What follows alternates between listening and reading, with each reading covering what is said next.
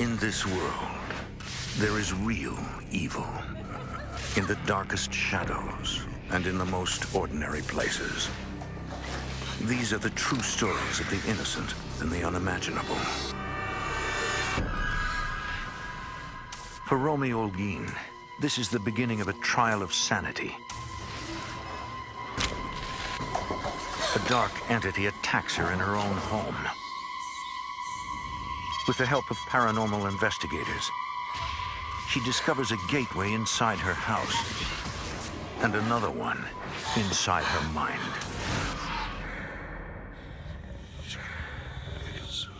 Between the world we see and the things we fear, there are doors.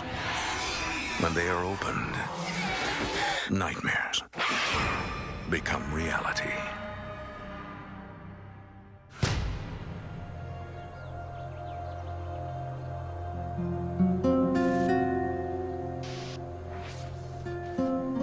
Nearly a century before Tucson, Arizona became part of the United States, Spanish missionaries came looking for souls to convert.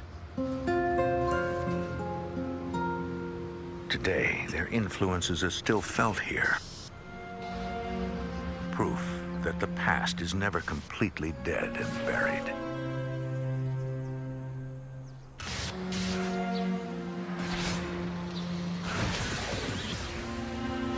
Romy Holguin and her husband Fernando are at a crossroads in their lives. Romy is between jobs, and Fernando is recently retired from the military.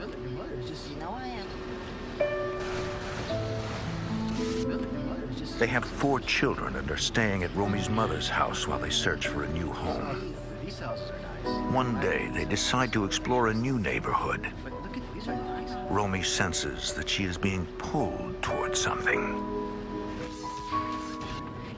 I noticed this house that had like overgrown weeds, that was very run down. I said, I want to look at that house.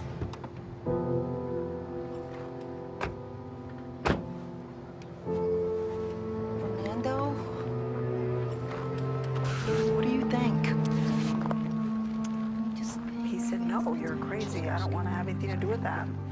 Honey, we'll fix that. I don't see why anybody else would want a house the way it was when we first, saw it. Honey, look beyond what you see now.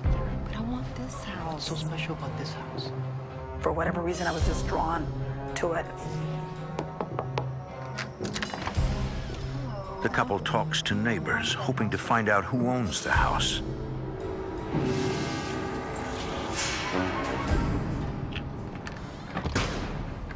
They learn that it is abandoned. No one ever stays there very long. That night, Romy begins making calls to locate the owner. For some reason, she is obsessed with the prospect of buying the abandoned house.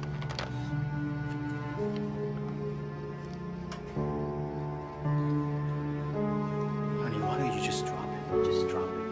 We've saved some money. Most people, they don't go look for the most rundown house that they can find and say, I'm going to fix this up, because that takes a lot of time and a lot of money. I had young children, and I wanted to move out of my mother's house as soon as possible.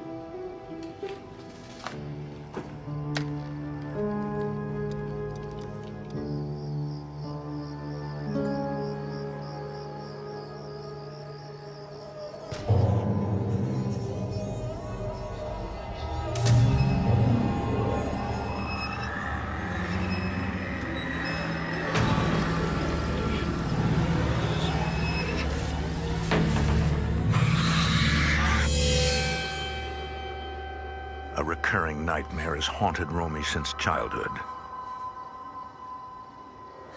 I was really scared that I kept having it, and that I didn't understand why I kept having it. I thought it was kind of trying to give me a message, and if I didn't understand, that I was going to keep having it.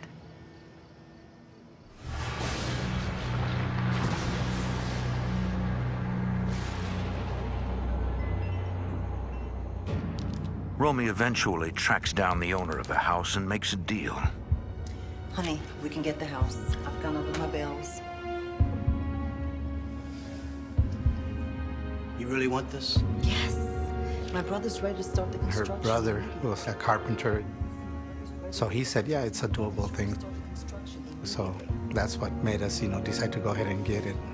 Okay. After months of renovations, the Holguin family moves into their new home.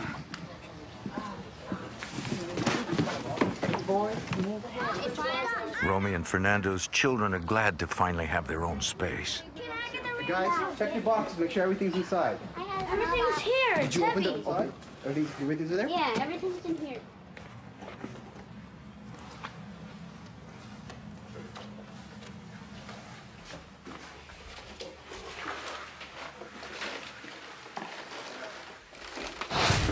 So, yo. Honey, I'm scared. Don't do that. I'm sorry.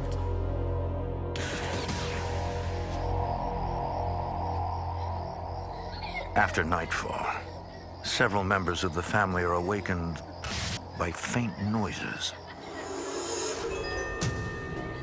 Veronica and Angelica think they hear their brothers talking at the other end of the hall.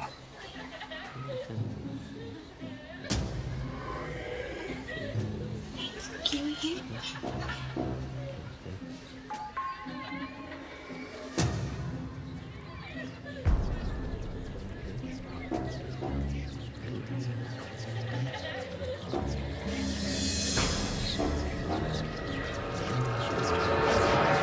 What are you doing? I'm not doing anything. I'm back here. I look behind me and she's standing behind me and I'm thinking, oh no. What's in the bathroom?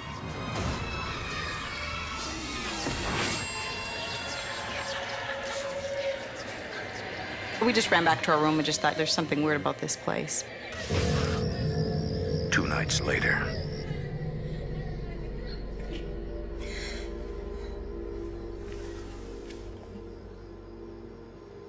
I could sense that someone was there.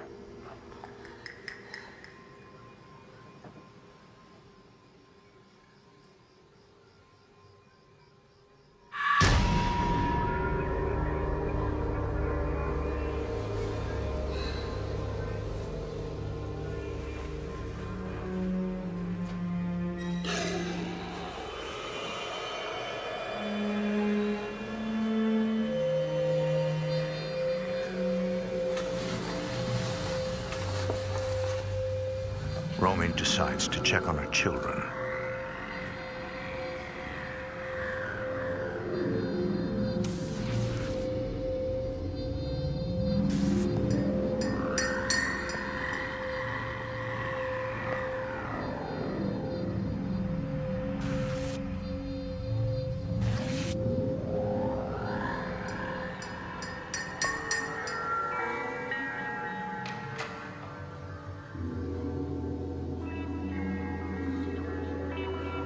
They were sleeping.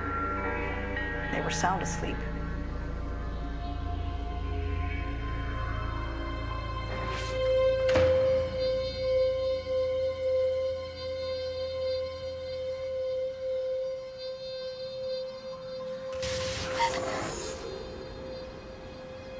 I feel sorry for you.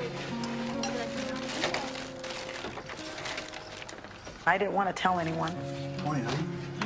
How are you? Good. Is anything wrong? because I didn't want them to think I was crazy. Just so tired today. Take some coffee, okay? So I kind of kept it to myself. And I don't really like it. I always kept thinking maybe there is an explanation for it. Is that good? A few nights later.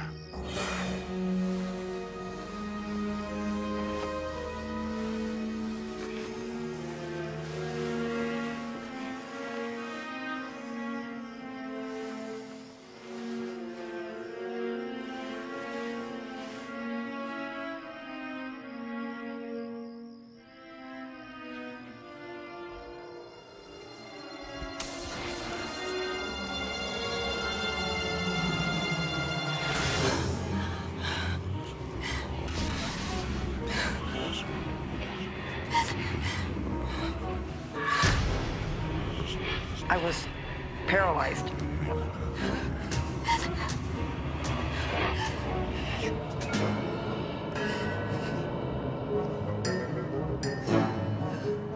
Romy begins to doubt her own sanity. She assumes that the things she sees are all in her mind.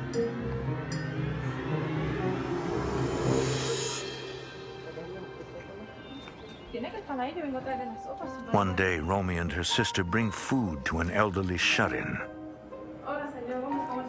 Bien. Aquí está su sopa. Oh, muchas gracias. Thank you so much. Oh, thank you. Gracias. Hola.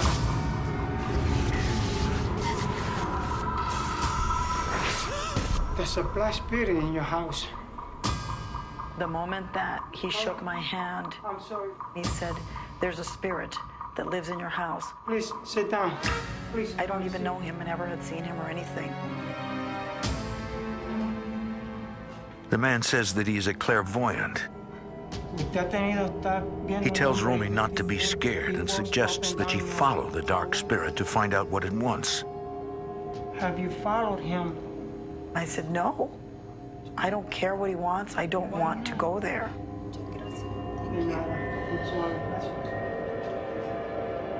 Be careful. There's a gateway at your house. All the bad spirits might come through it. So please be careful. Romy hopes that if she ignores the spirit, it won't come back.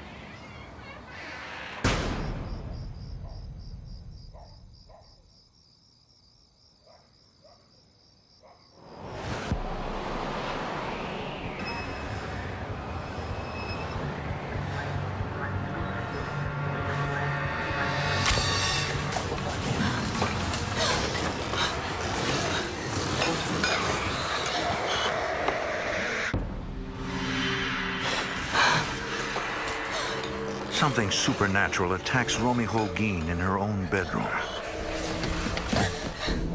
Fernando, wake up! Fernando, wake up! I was just so scared. I felt as if though dead people were trying to contact me. I had an uncle that would always say, "You should never fear the dead. It's the live ones that'll, hurt you." But I beg to differ. Fernando tries to be supportive, but he is unsure what to believe. It was kind of hard because there was really nothing I could do other than just listen to her and try to comfort her.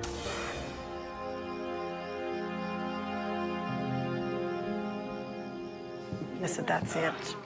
We've got to stay in the living room." So we stayed in there for a long time, where it was a ritual for the kids. I'll get our pillows. There you go, guys. I just felt better if we were all together. I just felt that I could protect them.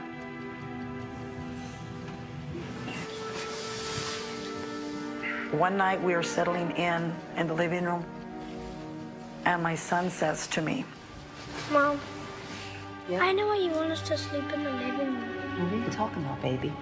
Because of the man in black. when he said that to me, I literally started crying and felt really ill. Come on, baby. If I saw it, it was okay, but I didn't want anything to happen to them.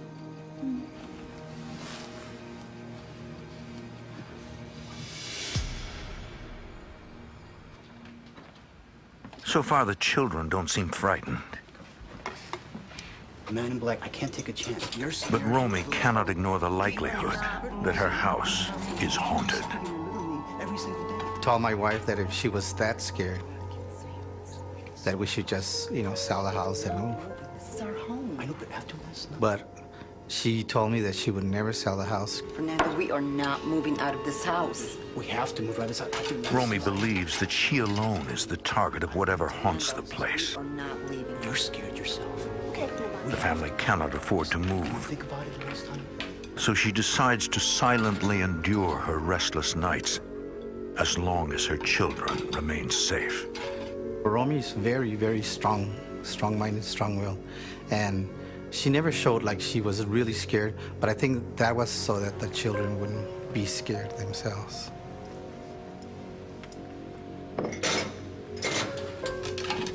I knew there was something here, but I really didn't think there was anything that could harm us.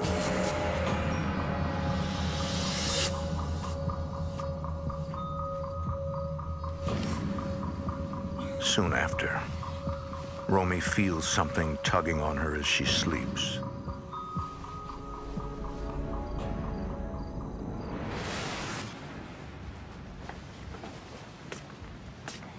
She woke up and, told me that she had a really bad dream.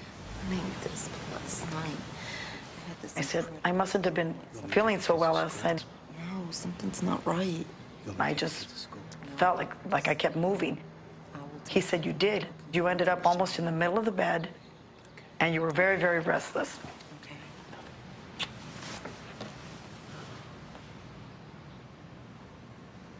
I was on my way to work, so, I left it at that.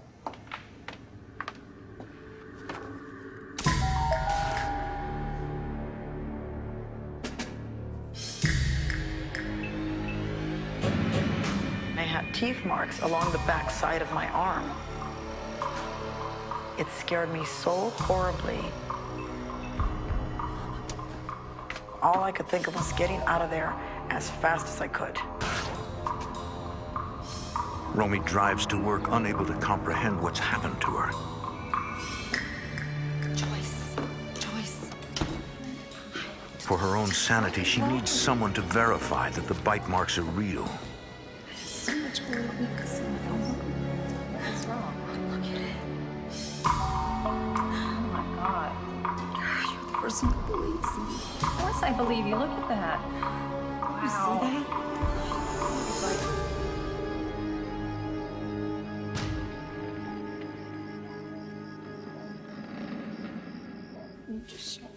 Later that night, Romy shows the marks to her husband. Fernando, look at this.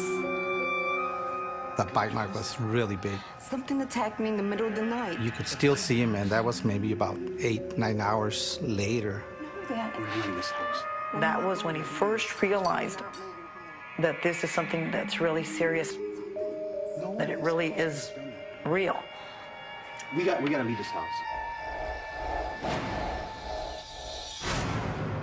Once again, the family sleeps in the living room. They continue to do this for the next 6 months.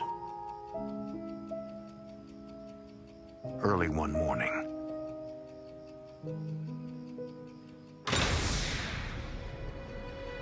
I got that feeling that this man in black was warning me that something was wrong. What's wrong? I have to go. Romy senses that her elderly aunt, who has been hospitalized for several weeks, is in trouble. Honey, I have to go. She immediately leaves to check on her.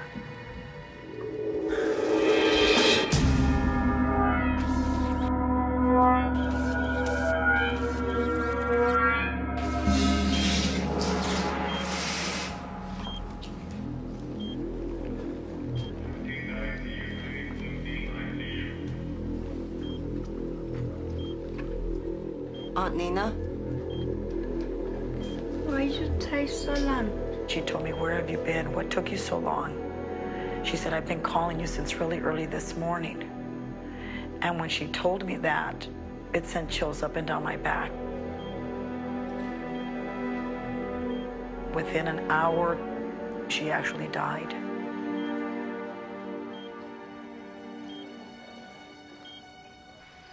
The death of her aunt horrifies Romy.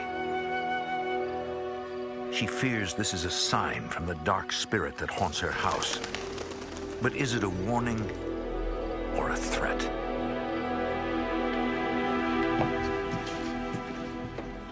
So what can you tell me exactly about the previous owners? One afternoon, when a neighbor comes to visit, Romy learns the details of the house's sordid past. What happened?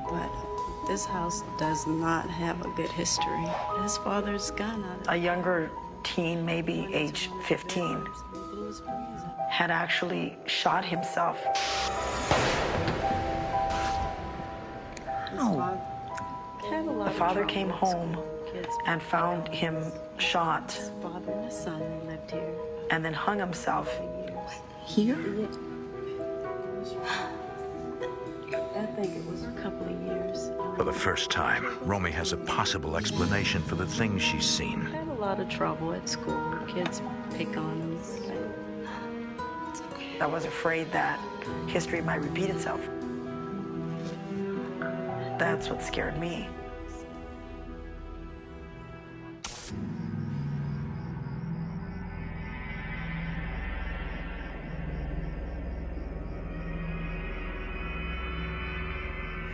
Romy experiences nothing unusual for several months.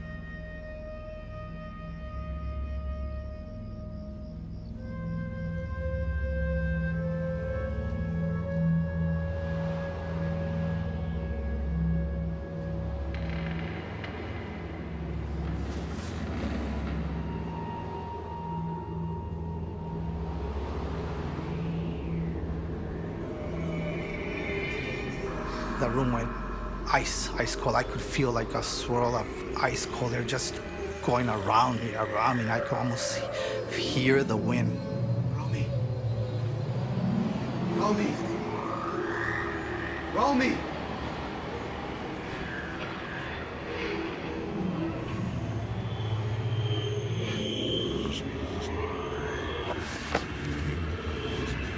Jesus, you hear me? Get out of my house! Do you hear me? Get out of my house! The only thing I told her was that she was having a really bad dream, but I didn't tell her about what had happened because I didn't want to scare her any more than she was already. Are you okay? It's okay.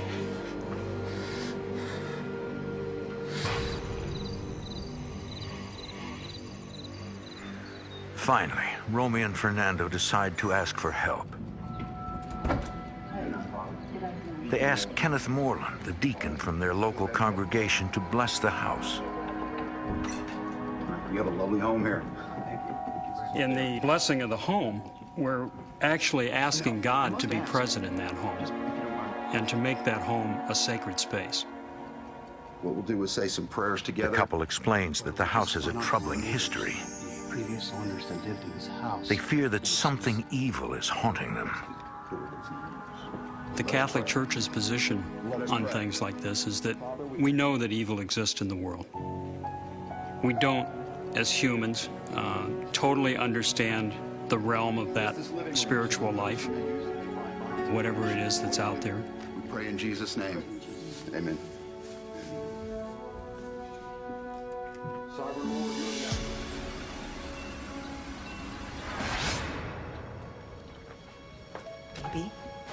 Go to bed. Okay. Right after the deacon left, I felt at peace and I felt like finally, this is it.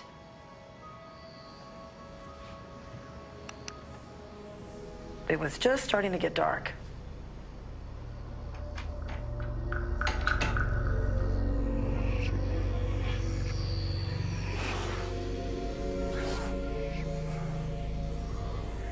I started to feel like something was horribly wrong.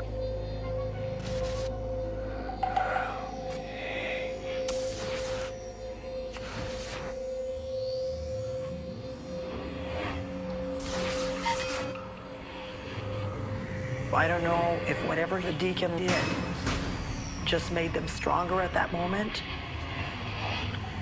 Who knows? It was so frightening.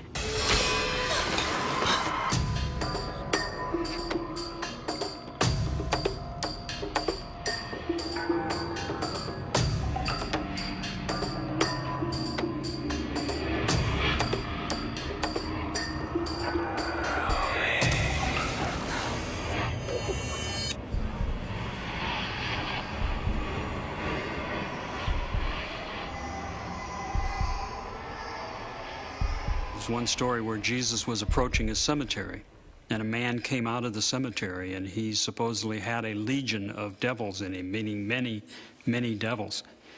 And they begged Jesus to leave and to leave them alone.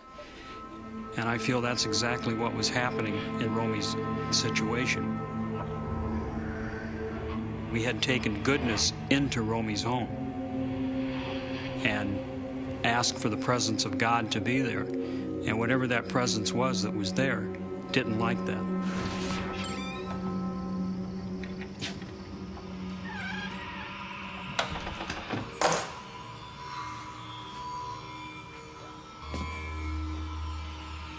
Fernando returns home from work late that night and finds that Romy has returned to sleeping in the living room.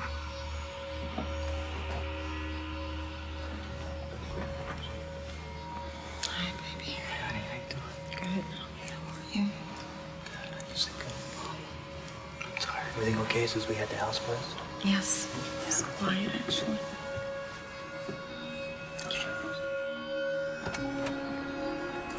Years pass. Romy's children grow up. And Romy herself becomes a grandmother. Her frightening encounters have become less frequent. She and Fernando remain in the house. Alec, here's your lunch, baby. She takes care of her grandson, Alec, while his mother, Veronica, is at work. Michael don't want me to eat this. Alec begins speaking to an imaginary friend in Romy's house. Alec, honey, who's Michael? Is it not going with you? He calls his friend Michael and claims that Michael sometimes tells him what to do. I kept thinking that maybe he was just making it up. Michael want me to go upstairs. As the months went on, he interacted with it so much that I had to come to the conclusion that he was actually interacting with an entity. Veronica, I'm concerned about him. What about? Romy tells her daughter that she believes something might be exerting an unnatural influence on Alec. Mom, don't worry about it. All kids have imaginary friends. Veronica. I really didn't think about him being harmed. I just kind of thought of, what in the world are people going to think of our family? First my mom sees things, and then here my son's starting to see them also.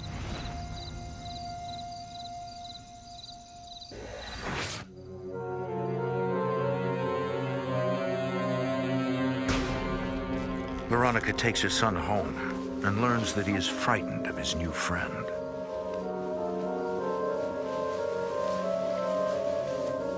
Mom, I'm scared. He didn't want the door closed. He didn't want to be in any room alone. There's nothing to be afraid of. Just turn the light on.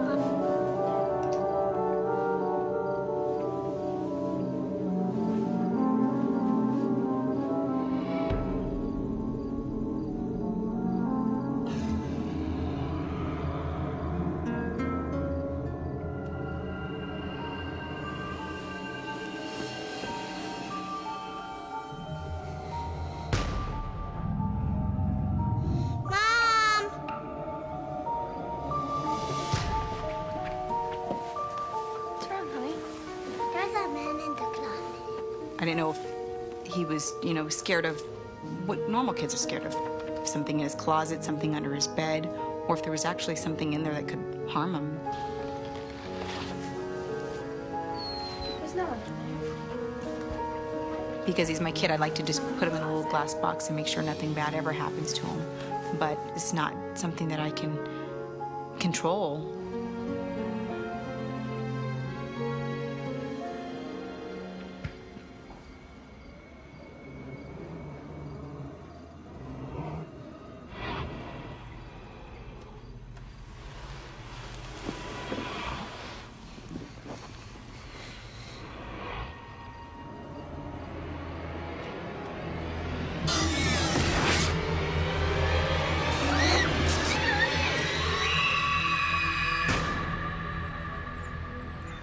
A week later, Alec again visits his grandparents. We're doing a remodeling, and we were upstairs. I was with my grandson, and we were coming back down the stairs. All of a sudden, it just went tumbling.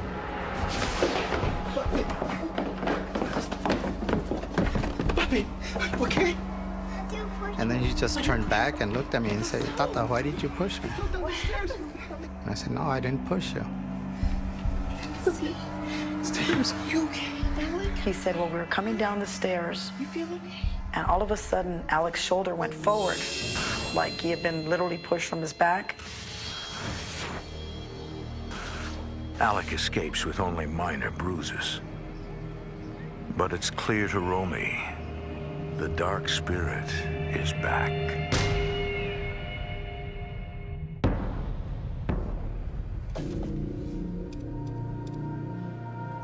Yes, hi, is this Amy Allen? After her grandson is pushed down the stairs by an unseen force, Romy takes action. I could handle myself being attacked, but now my grandkids were involved. Romy contacts a professional paranormal investigator who she heard on a local radio program. Investigator Amy Allen visits Romy's house. Her case was very intriguing. It was kind of a state of emergency because people were getting hurt. I feel something. The first thing Amy notices are nearby radio and TV towers, which emit high levels of electromagnetic energy. Parapsychologists have suggested that this can cause hallucinations. Amy conducts her investigations with the help of paranormal sensitives. Hey, Amy. How you doing? I'm good. Sensitives experience the spirit world in various ways. I tell you a whole lot.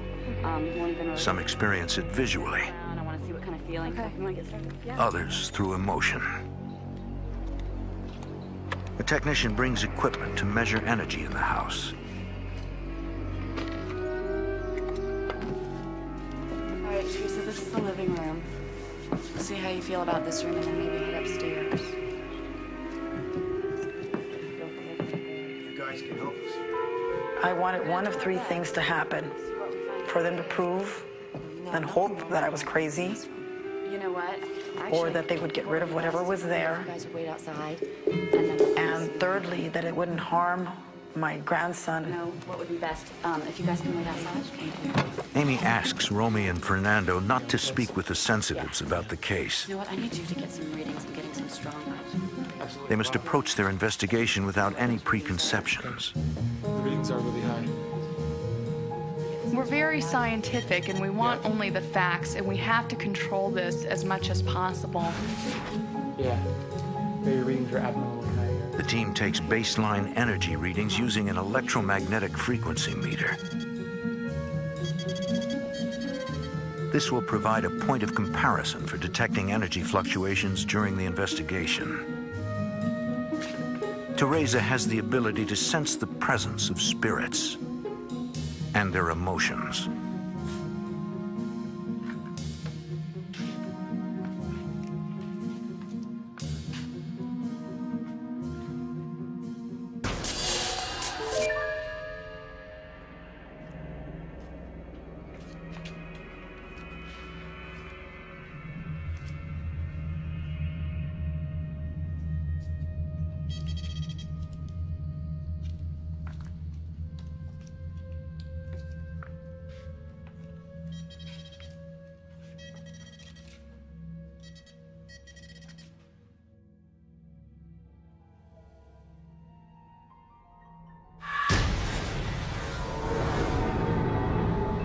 Teresa detects an unnatural presence.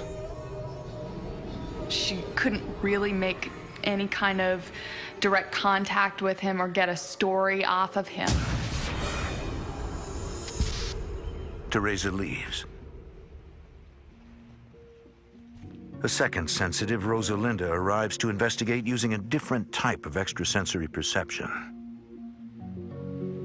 Rosalinda's a psychic knower, which means that she sees pictures in her mind's eye. Something really, really bad.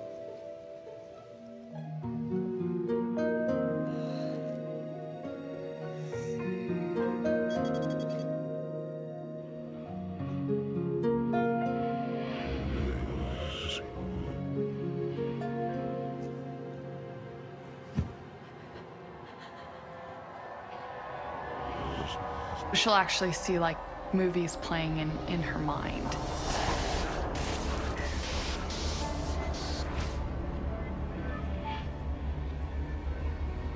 What she was seeing was Romy. Because the environment there is so high with the electromagnetic field, it's actually absorbing living energy and then playing it back. So even though Romy and her husband are still alive, they're already being absorbed into their walls of their home and being played back.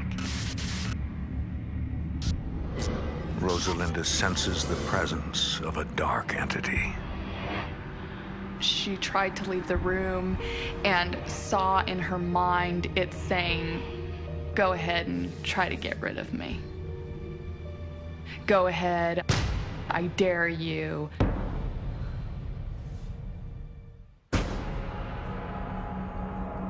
Paranormal investigators are convinced that a dangerous entity has invaded Romy's home. The investigators plan to spend the night there to gather more information. While the investigators set up in another part of the house, Romy suffers through a particularly restless night.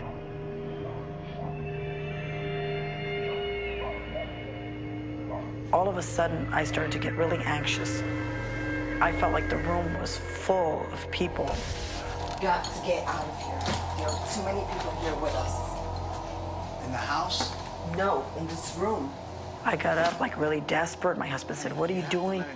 I said, "I have to leave. I feel like there's a bunch of people in here with me. I just have to get out of here." Honey, honey, honey, please.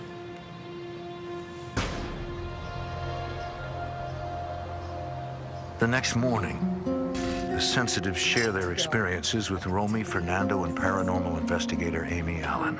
I think Romy has some sort of psychic ability. What we are looking for is a correlation between the different types of sensitives. Yesterday, when I was touring the house, I felt a very dark presence in the bedroom, but it was a very strong presence. I had the same experience too, except Teresa and Rosalinda both describe encounters with a dark figure. I saw very dark images. Romy confesses that she's been seeing the same thing for years. We did. When Amy hears this, she theorizes that Romy herself is sensitive to the spirit world. She said to me, "I don't know how you live here." She explained that there was portals in the house, 2 of them to be exact, that were like a doorway to the other side. Spirits that you're hearing are coming and entering through those portals. That is something that you will find with people who are sensitive, that they may have some kind of vortex or a doorway for the dead. Basically what happens is they're attracted to the sensitive that resides in that location, and this doorway is formed so they can try to make contact with the sensitive that's living there. So I think that the spirits that you're hearing coming and going and the voices are actually Now, the spirits coming. I felt like it was all turned around. Through those portals. Not only did I have problems with my grandbaby dealing with this and myself dealing with this and the house being haunted, now I had one extra thing to deal with.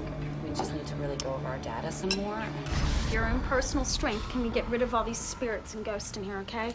So I'm gonna show you how to Rosalinda burn shows sage. Romy how to perform a ritual Break off some cleansing of the house. and put it in this dish. You're gonna burn it and just wait. She burns sage and sprinkles holy water around windows and doorways.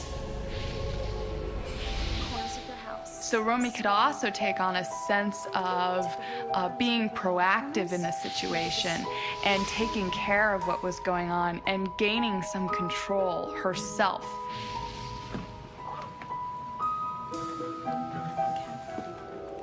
Amy Allen hopes that this will help purify the environment by getting rid of negative energy.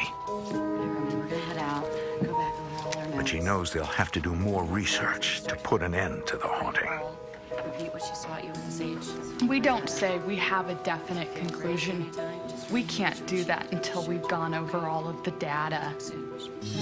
People think that when they have investigators come to the home, this person's gonna solve all of my problems right here, right now, today.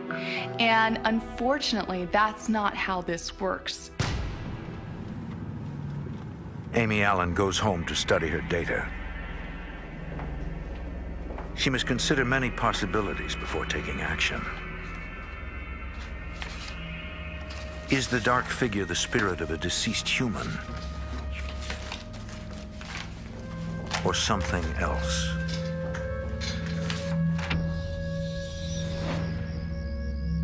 A few weeks after the initial visit, Amy Allen returns to Romy's house to perform her own meditative cleansing.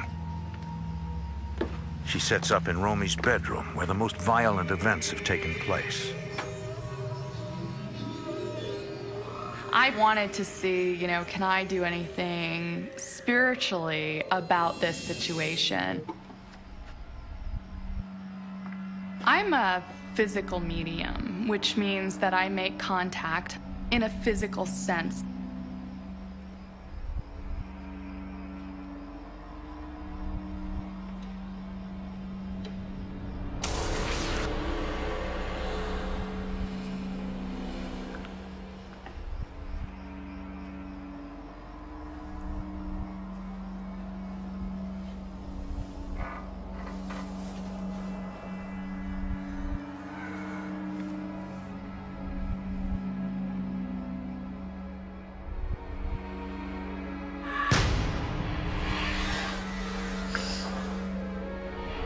When I made contact with this thing, it had no response, no reaction.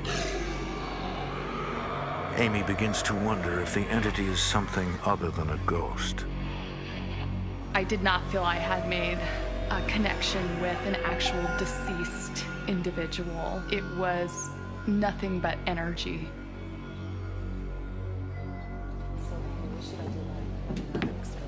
If you experience anything that causes you fear, I want you to repeat the blessings with the holy water and tell the spirit to leave. Okay? I'm serious. Even if you have to yell at it and say, I don't want you here anymore. Be serious, okay? That should help you out. All right, you'll be fine.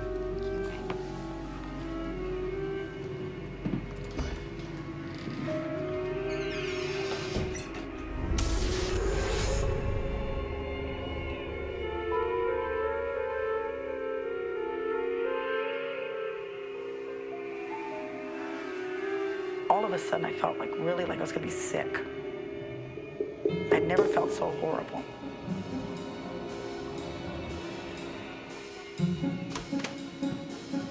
I said, that's it.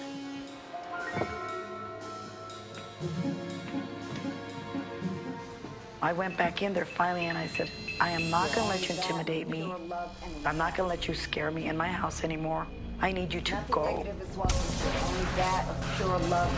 I need you to leave. Romy calls Amy Allen for help.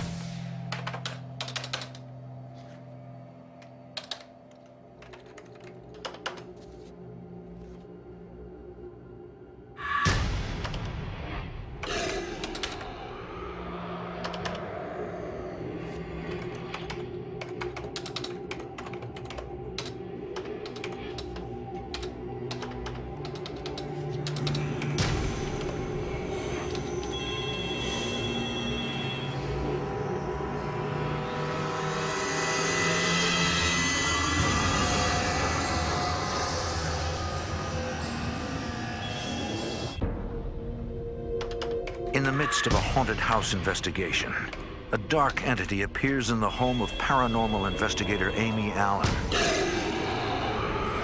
Get out of my house.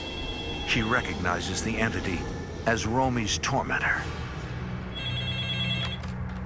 Hello? Amy, it's Romy. It's back. The man in black. No, Romy, you sent it to me. Amy, what are you saying? What are you talking about? She said, you sent that man in black to my house.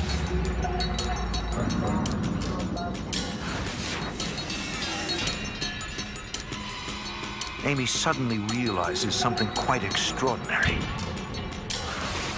The dark entity is not a ghost at all.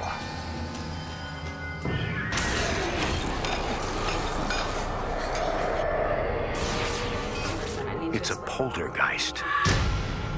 Something Romy has unknowingly manifested herself.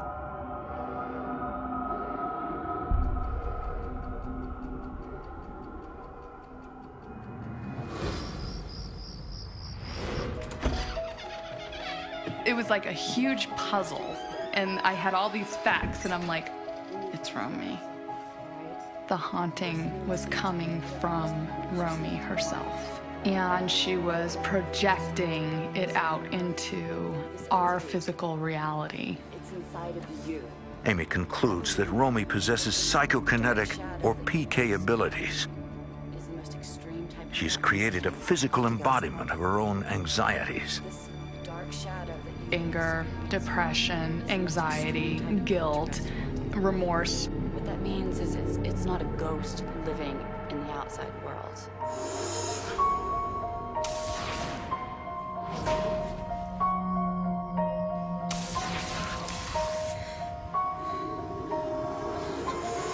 the most extreme type of poltergeist haunting.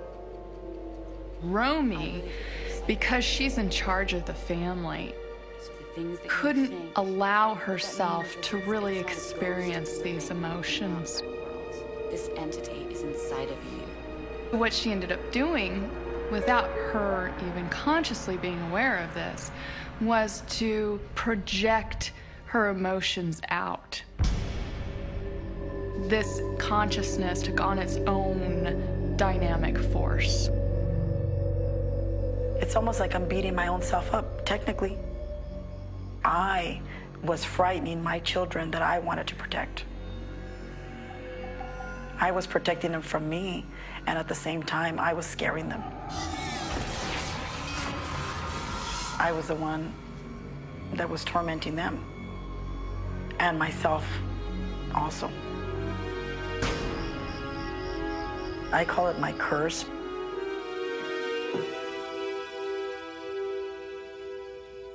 Today, Romy and her family live in relative calm. But they still occasionally struggle with both the spirits that haunt their home and the poltergeist that torments Romy. I would like to control this in a way where I could do good and not evil. But it seems kind of hard for me to do that if, in fact, I have the ability to torture even my own self.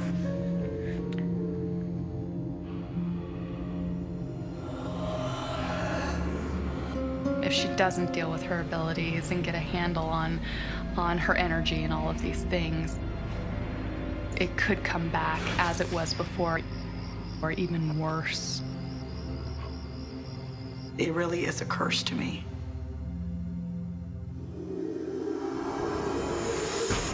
One thing I found in common with all PK manifestations is that the person needs to have counseling, some type of therapy where they can vent their emotions in a safe, positive space with someone who's not going to judge them or be upset with them, where they can literally unleash all of these emotions that they've kept repressed. So therapy is consistently a recommendation in these cases.